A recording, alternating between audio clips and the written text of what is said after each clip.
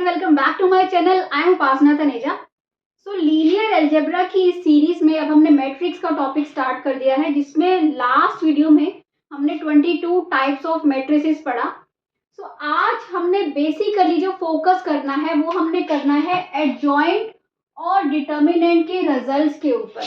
ठीक है, अगर आपको डिटर्मिनेंट निकालना आता है किसी मैट्रिक्स का, सो एडजॉइंट से रिलेटेड जो मल्टीपल चॉइस क्वेश्चंस आते हैं उनको आप बहुत जल्दी सॉल्व कर सकते हो। ठीक है, तो आज हमने इसके ऊपर फोकस करना है। उससे पहले हमें माइनर पता होना चाहिए, माइनर निकालना। राइट, क्यों? क्योंकि कोफैक्टर्स चाहिए होते हैं। कोफैक्टर्स से आपके पास क्या निकलता है? आप एडजॉइंट निकालते हो। राइट, कोफैक्टर्स की मैट्रिक्स का जो आप ट्रांसपोज लेते हो उससे क्या निकलता है आपके पास? एडजॉइंट। एडजॉइंट से आपके पास क्या आ जाता है? A inverse. Right, A inverse के लिए आपको चाहिए होता है adjoint and determinant of A. Right, इससे एक रिजल्ट हमें ये पता है कि अगर determinant of A equal to 0 हो so you can not find inverse. A inverse आप फाइंड नहीं कर सकते। राइट, अगर आपको इनवर्स फाइंड करना है तो डिटर्मिनेंट ऑफ ए क्या होना चाहिए? नॉन जीरो होना चाहिए। ठीक है, तभी आप इनवर्स फाइंड करोगे। तो ये सारी चीजें आप 12th तक भी पढ़ के आते हो या बीएससी फर्स्ट ईयर में भी।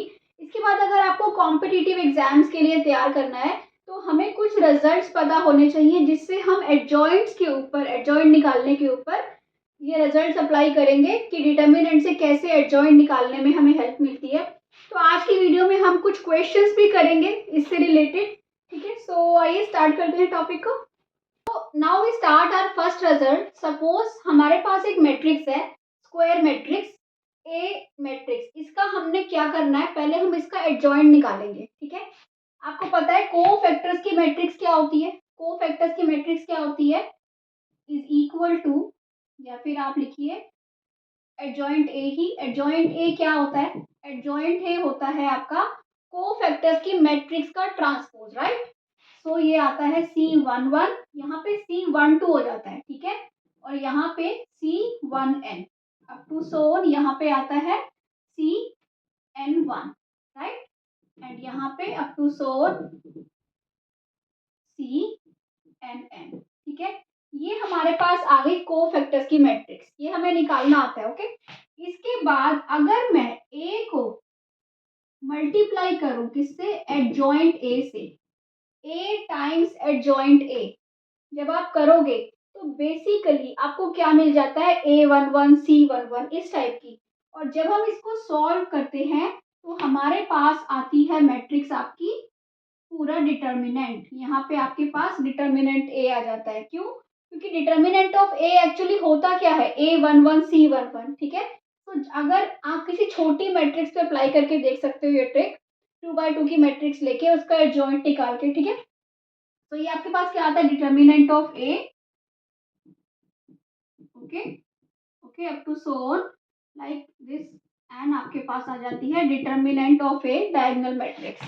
ठीक है, इसका मतलब कि अगर मैं ए को कॉमन ले लूं हमारे पास क्या आ जाता है? A dot adjoint A is equal to determinant of A I N, N cross N की मैट्रिक्स। अब अगर मैं इस डिटर्मिनेंट ए को अल्फा बोल दूं तो हमारे पास एक रिजल्ट आता है। वो रिजल्ट क्या है? कि A dot adjoint A is equal to alpha I N. और ये रिजल्ट बहुत इंपॉर्टेंट है, वेयर अल्फा क्या है? अल्फा है डिटर्मिनेंट ऑफ ए। तो कई बार सिर्फ आपके पास आ जाता है निकालने के लिए ए dot adjoint A in exam. इस टाइप के क्वेश्चन आपको मल्टीपल चॉइस क्वेश्चन में बहुत मिलेंगे, जिसका हम जल्दी से अगर हम ये निकालें, डिटर्मिनेंट ऑफ ए निकाल लें तो हमारे पास आंसर आ जाता है। ठीक है, इसके बाद इसी रिजल्ट को कंटिन्यू, ये है आपका रिजल्ट 1। ओके, इसी को कंटिन्यू करते हुए हम नेक्स्ट रिजल्ट पे आते हैं। सो ये है हमारे पास रिजल्ट 1। इसी से हम आएंगे अपने रिजल्ट 2 पे, जिससे हम मल्टीपल चॉइस क्वेश्चंस भी करेंगे जो बहुत आते हैं आपके एग्जाम में। तो ये है ए डॉट एडजॉइंट ए किसके इक्वल होता है? अल्फा आई एन के, वे अल्फा क्या है? डिटर्मिनेंट ऑफ ए है। राइट, तो अगर मैं दोनों साइड पे डिटर्मिनेंट ले लूं ऐसे और ऐसे। राइट, अब आपको एक रिजल्ट पता है कि डिटर्मिनेंट ऑफ ए भी इक्वल होता है determinant of A and determinant of B, right. ये एक रिजल्ट होता है, इसी को हम अप्लाई करेंगे। Suppose this is B, okay, तो हम लिखते हैं determinant of A and determinant of adjoint A, right, is equal to alpha I N. इसका जब आप डिटर्मिनेंट लोगे, ये आइडेंटिटी मैट्रिक्स है, तो आपके पास क्या आ जाएगा, alpha raise to power N, right. अब ये क्या है, ये तो अल्फा है, determinant of A is alpha, alpha adjoint A is equal to alpha raise to power N, right. If अब आपके पास दो केसेस हैं, देखिए यहां से, ठीक है। So adjoint of A is equal to क्या हो जाएगा, alpha raise to power n by alpha, है ना। तो adjoint of A is equal to alpha raise to power N minus one, अगर डिटर्मिनेंट ऑफ अल्फा जीरो नहीं है। So if, because alpha क्या है actually, this is determinant of A raise to power N minus one, so I can write here कि adjoint of ए किसके equal है, determinant of A raise to power N minus one, this is result number two, okay. Result two क्या है आपका, कि determinant of adjoint A is equal to determinant of A raise to power N minus one, ठीक है। N क्या है यहाँ पे, एन जिस ऑर्डर की मैट्रिक्स है आपकी, ओके। सो यहाँ पे आपके पास आया adjoint of A is this, ये कब होगा, किस केस में, जब ये अल्फा जीरो ना हो, अल्फा मतलब determinant of A. So if here we have two cases, case one, if determinant of a is not equal to zero, or we can say a is non singular, है ना, non singular, क्योंकि आपको कई बार ऐसे questions आते हैं जहाँ पे आपको ये देगा, this implies this implies that, और ओके, इस टाइप से आपको करना होता है रिलेट करके क्वेश्चंस को। तो डिटर्मिनेंट ऑफ ए अगर जीरो नहीं है या फिर ए नॉन सिंगुलर है, तो इस केस में अगर आपके पास क्वेश्चन आता है एडजॉइंट ए का डिटर्मिनेंट निकालने का, तो आप क्या करोगे, that is equal to this, ठीक है।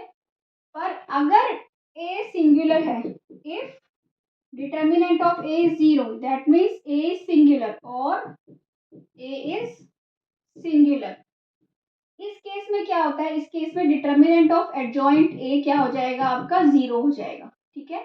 सो ये हमारे पास बहुत इंपॉर्टेंट रिजल्ट है जिसके ऊपर क्वेश्चंस भी आते हैं, और अभी हम मल्टीपल चॉइस क्वेश्चंस ये करने भी वाले हैं, ठीक है।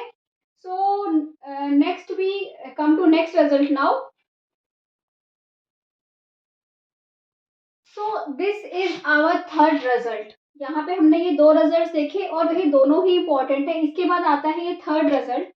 पर अगर आप यहाँ तक वीडियो को देख रहे हो और अगर आपको अच्छी लग रही है तो प्लीज चैनल को सब्सक्राइब कर दो, कमेंट सेक्शन में बताओ कि आपको कैसा लगा। एंड ये देखो अब ये क्या है, adjoint of adjoint A of up to so on adjoint A, okay. तो यहाँ पे कितने एडजॉइंट हैं वो हम काउंट करेंगे। सपोज वी से ये वी हैव आर एडजॉइंट्स, ठीक है, यहाँ पे तो सिर्फ एक ही एडजॉइंट था, यहाँ पे हमने क्या ले लिया, आर एडजॉइंट्स।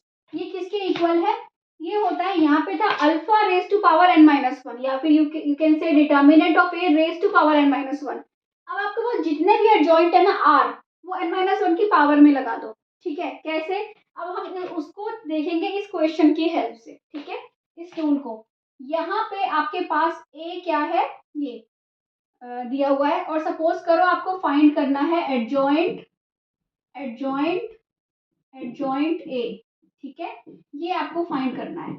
और उसने आपको चार ऑप्शन भी दिए हुए, ये क्वेश्चन आ चुका है, कुछ आपको चार ऑप्शन भी मिले हुए हैं, ठीक है। बट हम इसको कैसे सॉल्व करेंगे, आपको बताओ क्या चाहिए इसके लिए। बेसिकली आपको इतना कुछ भी हो, आपको एक तो चाहिए कि हमारा एन क्या है, एन यहाँ पे 3x3 की मैट्रिक्स है तो एन 3 है, राइट। उसके बाद आपको ये पता करना है कि आर क्या है, कितने एडजॉइंट है, 1 2 3, तो इसका मतलब आर भी क्या है हमारा 3 है, राइट। इसके बाद आपको निकालना है डिटर्मिनेंट ऑफ ए, क्योंकि इस जितना भी आपको कुछ निकालना हो उसके लिए बेसिक में आपको ये चीज चाहिए, डिटर्मिनेंट ऑफ ए है क्या, ठीक है। कैलकुलेट कीजिए, 1 along this column and this row we have -2 times -1 is 2, -0, so this is actually is equal to 2। तो डिटर्मिनेंट ऑफ ए आपको क्या मिल गया, 2 मिल गया।